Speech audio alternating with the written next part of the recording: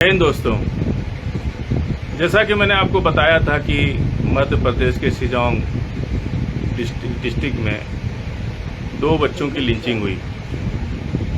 उसमें एक जुनेद जिसका इंतकाल हो गया, दूसरा बच्चा हॉस्पिटल में मौत और ज़िंदगी से जूझ रहा है। अभी तक उसको इलाज के नाम पर कुछ नहीं मिला, न तो सरकार ने दिया। और मध्य प्रदेश में भारतीय जनता पार्टी की सरकार है।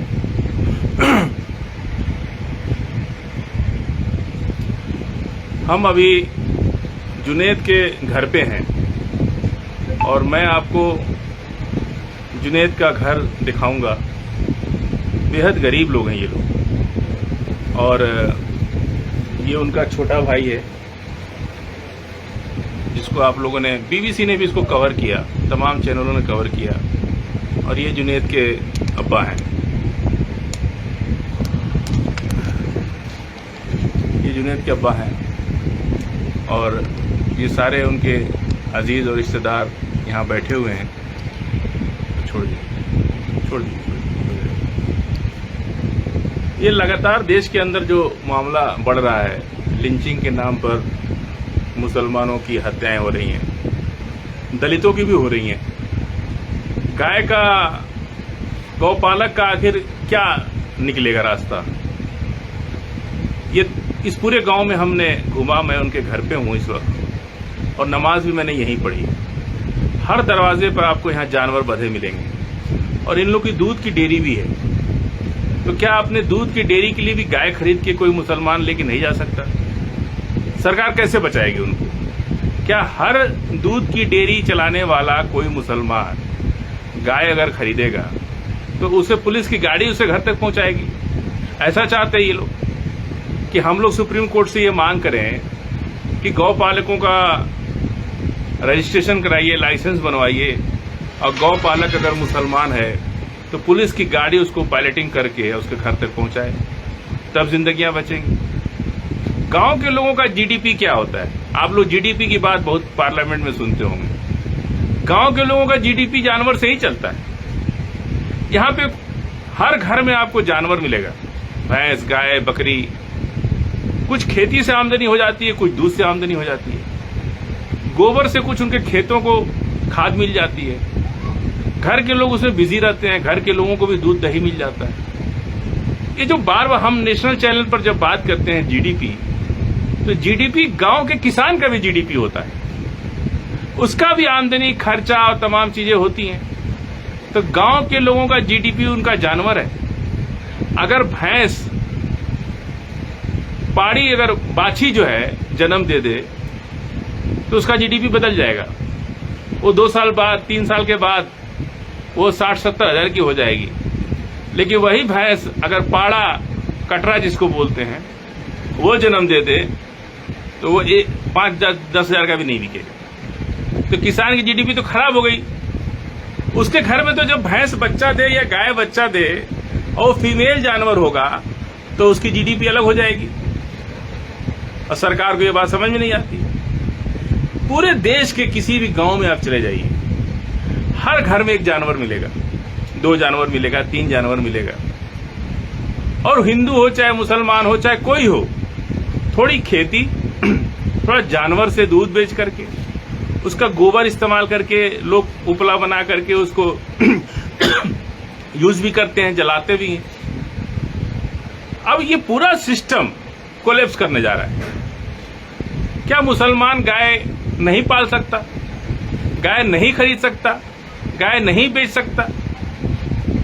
अगर वो गाय खरीद के ले आएगा तो उसकी लिंचिंग कर दी जाएगी, उसको मार दिया जाएगा। और यहां के लोग हमको बता रहे हैं कि बजरंग दल वाले हर जानवर पे, चाहे भैंस हो चाहे गाय हो, यदि आप डेयरी के लिए भी ले आ रहे हैं तो उनसे पैसा लिया जाता है। 80,000 रुपए का उन्होंने ट्रांजैक्शन दिखाया अपने मोबाइल में मुझे, कि हम लोगों ने इसके पहले उनको 80,000 दिया था और वो लोग पैसा नहीं मिलने पर मुसलमानों की हत्या करते हैं ताकि दूसरे जो गौपालक हैं वो डरे हमसे और उनको पर गाड़ी के हिसाब से पैसे दिए जाए। ये खेल जो चल रहा है ना देश के अंदर, मैं तो दिल्ली में तमाम मीडिया चैनल पर जब मैं बैठता हूं तो मैं कहता हूं कि थाना बंद कर दीजिए। ये बजरंग दल वाले फ्री में थाना का काम करने को तैयार हैं, फिर दरोगा को तनख्वाह क्यों देना, फिर सिपाही को तनख्वाह क्यों देना, फिर एसपी को तनख्वाह क्यों देना? इन्हीं के हवाले कर दीजिए थाना। ये लोग जिसको चाहे पकड़ें, जिसको चाहे सजा दें, जिसको चाहे मारें। अगर सरकार फेल हो चुकी है, सरकार के बस का नहीं है, लॉ एंड ऑर्डर मेंटेन करना सरकार के बस का नहीं। अरे मर गया, मरने के बाद किसी को आप जेल में डाल दोगे, उससे तो कुछ नहीं होगा। मरने से पहले कुछ ऐसा इंतजाम कीजिए जिससे कि बच सके जिंदगी। लेकिन पुलिस जो 80,000 लिया होगा उसमें पुलिस को भी दिया होगा, फ्री में तो किया नहीं काम कोई। इन सारी चीजों को लेकर के मैं जब दिल्ली आ रहा था, मुझे ट्रेन में ये वीडियो मिला जिसे बीबीसी ने कवर किया, और मैं वीडियो देख करके बहुत विचलित हुआ। मैंने तत्काल भोपाल के अपने साथियों से मैंने बात किया और उसी दिन मैं ट्रेन से भोपाल आ गया। और आने के बाद मैं आज उनके गांव में हूं, जुनैद के गांव में। मैं यहां लोगों से बातें कर रहा हूं। ये लोग किसान हैं, कमजोर हैं, स्कूल में मस्जिदें और मदरसे और स्कूल सब कुछ है, लेकिन आज संविधान होने के बाद भी इनको पुलिस पे भरोसा नहीं आ रहा, सरकार पे भरोसा नहीं आ रहा है, सरकार पे भरोसा नहीं आ रहा है। ऐसा क्यों हो रहा है? भारतीय जनता पार्टी की सरकार हो या कांग्रेस की सरकार हो या किसी भी पार्टी की सरकार हो, चलना तो उसे संविधान से ही ना, कि अलग संविधान बनाएंगे? संविधान से चलना पड़ेगा, लेकिन इनका अलग संविधान चल रहा है। और जो हालात आज मैं यहां पे घूम रहा हूं, हर घर के सामने आपको 2 जानवर मिलेगा। इनकी पूरी जीडीपी फैमिली की दूध से चलती है। ये लोग दूध बेचते हैं, एग्रिक खेती में जो है उसी गोबर को डाल करके खेत को अच्छा बनाते हैं। और अगर भैंस पालना है तो कहां से खरीदेंगे? मंडी जाना पड़ेगा ना, किसी गांव में जाना पड़ेगा। और जब मुसलमान कोई भैंस या गाय ले करके आता है तो उसको घेर के मार देते हैं ये लोग। ऐसा कब तक चलता रहेगा? और सारे मुसलमान अगर खड़े होकर के, जो मैं कमेंट सेक्शन में इसकी फोटो डालूंगा, मैं जुनैद के घर की फोटो, आप सोच नहीं सकते कि कितनी गुर्बत में ये लोग जी रहे हैं। सरकार ने आज तक इनको कोई आवास नहीं दिया, सरकार इनको कोई पेंशन नहीं दे रही है, कोई योजना का लाभ इन लोग को नहीं मिल रहा है।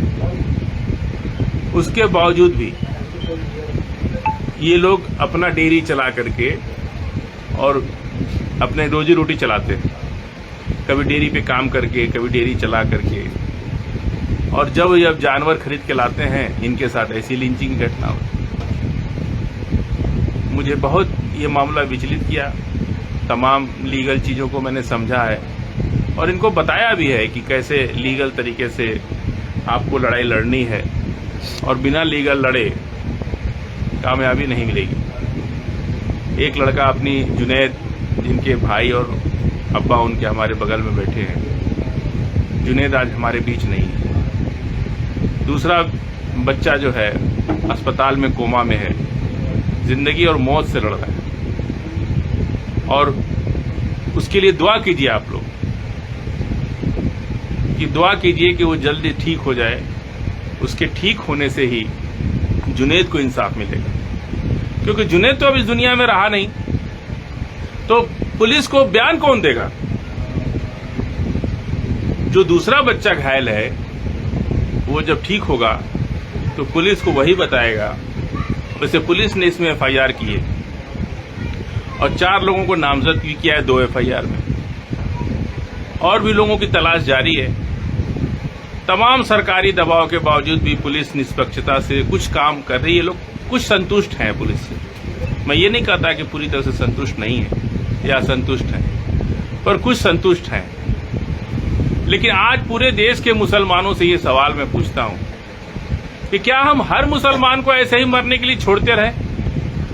जिसके ऊपर जो घटना हो उसको छोड़ दें, फिर ये तो धीरे धीरे करके सबका नंबर आएगा, कोई बचेगा नहीं। और सबका नंबर जब आएगा, और नहीं लगता है कि आपकी इस देश के मुसलमान, जिस तरह से यादव समाज ने इटावा की घटना हुई, उनके ऊपर मूत्र विसर्जन किया गया, उनकी चुटिया काटी गई, तो पूरे देश के यादव समाज ने जितना बड़ा विरोध प्रदर्शन किया, क्या मुसलमान नहीं कर सकता ये काम?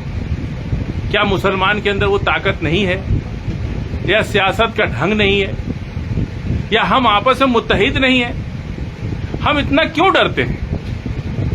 यहां भी मुसलमानों की बड़ी आबादी है, लेकिन कोई धरना प्रदर्शन करने को तैयार नहीं। भोपाल मध्य प्रदेश की राजधानी है और भोपाल में मेजॉरिटी पॉपुलेशन मुसलमानों की है, लेकिन मुझे नहीं लगता है कि किसी को कोई फिक्र है।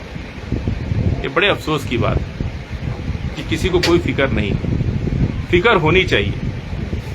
और जिस तरह से जुनैद को मारा गया, अरमान को मारा गया, और तमाम देश में बिहार से लेकर के मध्य प्रदेश और हरियाणा तक आप लोग सुनते रहते हैं कि लिंचिंग होती। छत्तीसगढ़ तक मैं गया था, लिंचिंग होती रहती है। ये रुकेगी कैसे? जब तक हम संगठित नहीं होंगे, मुत्तहिद नहीं होंगे, एक दूसरे से सुख दुख में शामिल नहीं होंगे, तो हर इंसान अकेले अकेले नहीं लड़ सकता। इनसे संगठन में ताकत है, लोकतंत्र है। यहाँ पे आप अकेले, आपकी कोई वैल्यू नहीं है। आपको झुंड में रहना पड़ेगा, झुंड का काम करना पड़ेगा। मैं बेहद अफसोस के साथ इन लोगों की गरीबी को देख करके, इनके हालात को देख करके मैंने एक फैसला लिया कि मैं जुनैद के घर का और जो बच्चे घायल हैं उनका QR कोड और अकाउंट नंबर अपने कमेंट सेक्शन में डालूंगा। बराए मेहरबानी, अगर आप लोग कुछ नहीं कर सकते, 2-4 हज़ार की बात हम नहीं कर रहे हैं, 100-200 की बात कर रहे हैं। अगर 500 कोई डाल सकता है तो 500, 100-200, 500 रुपया भी अगर आप लोग इनके पेटीएम में या अकाउंट नंबर में डाल देंगे, ये आपकी बहुत बड़ी मदद होगी और इनको सहारा मिलेगा उस बच्चे के इलाज करने में। और जुनैद, शादी हो गई थी उसकी, जुनैद के माँ बाप, भाई हमारे साथ बैठे हैं ये लोग, और मैं इनके साथ इनके दुख में शरीक हूँ, और मैं उम्मीद करता हूँ कि पूरे देश का मुसलमान इनके दुख में शरीक है। यदि आप इनकी कोई मदद करना चाहते हैं तो मैं कमेंट सेक्शन में इनका अकाउंट नंबर, इनका QR कोड आपको भेजूंगा। मुझे उम्मीद है कि आप लोग इनकी मदद करें। ज्यादा से हम नहीं कह रहे, 100, 200, 500 तक जिसकी जो हैसियत है मदद करें। इस वीडियो को इतना शेयर कीजिए कि हो सकता है कि आपकी मदद भले छोटी हो, लेकिन आपके फ्रेंड लिस्ट में कोई ऐसा व्यक्ति है जो इनकी ज्यादा मदद कर सकता है। आप जितना इसको शेयर करेंगे, जुनैद के कातिलों को इंसाफ जुनैद के कातिलों को सजा मिलेगी, जुनैद को इंसाफ मिलेगा। आप जानते हैं कि लोकतंत्र में संगठन की सबसे बड़ी ताकत होती है। महीन महीन धागा को मिलाकर के हाथी बांधा जा सकता है। आज जरूरत है जुनैद को भारत के मुसलमान की मदद की, उनके परिवार के लोगों की हमदर्दी की। मौत, जिसका बच्चा मरा है, उसके साथ आपको खड़ा होना जरूरी है। आप लोग खड़े होइए। और लीगल तो ये लोग कर रहे हैं, कई एडवोकेट भोपाल के सीनियर लोग लगे हैं। इंशाअल्लाह जुनैद के कातिलों को सजा मिलेगी, कोई बच नहीं सकता। आप जो मदद करेंगे उससे इनको सहारा मिलेगा, इनको आने जाने, वकील में केस लड़ने में मदद मिलेगी। और जो बच्चा हॉस्पिटल में बीमार है, कोमा में है, जिंदगी और मौत से लड़ रहा है, उसके दवा इलाज में, क्योंकि इस बच्चे का बचना बहुत जरूरी है जो कोमा में है, वो बचेगा। उसी के बयान पर पुलिस अपनी कार्रवाई करे।